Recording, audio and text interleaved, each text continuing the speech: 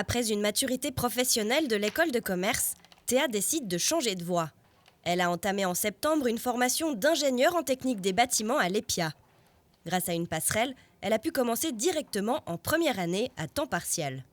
J'ai découvert qu'il y avait une passerelle qui permettait justement après la matu, donc par exemple après le collège ou après l'école de commerce, de rentrer directement dans la filière technique des bâtiments, mais uniquement en cours du soir. Et ça consiste en fait à trouver une place en entreprise dans le domaine du bâtiment. Donc ça peut être dans une entreprise d'architecture ou dans une entreprise d'ingénierie ou comme ça. Et moi, j'ai réussi à trouver dans une entreprise d'ingénieur à 50%. Et grâce à ça, j'ai pu rentrer cette année. En combinant son travail chez CSD Ingénieur à sa formation à l'EPIA, Théa apprend rapidement les bases du métier sur le terrain ou dans les bureaux. Ce que j'aime beaucoup, c'est que c'est de la réflexion. Il faut quand même choisir, il y a plusieurs options.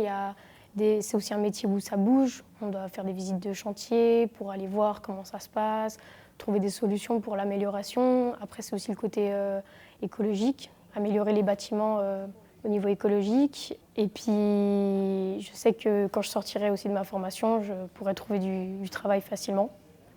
La filière technique des bâtiments forme les ingénieurs de demain, capables de concrétiser les objectifs en matière de transition énergétique.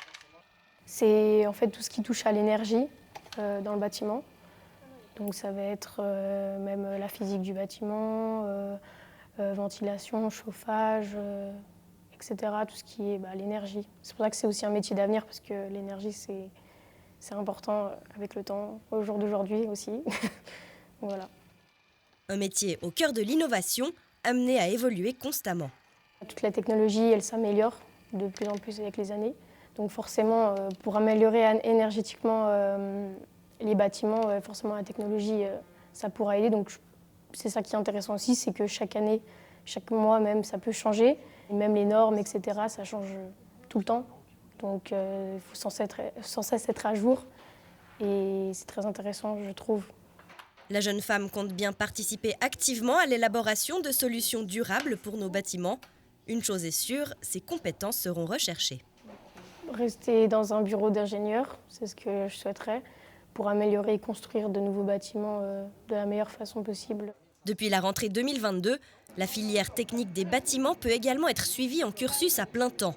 En démultipliant les formations, l'EPIA investit dans les métiers d'avenir, indispensables pour optimiser le fonctionnement de nos bâtiments.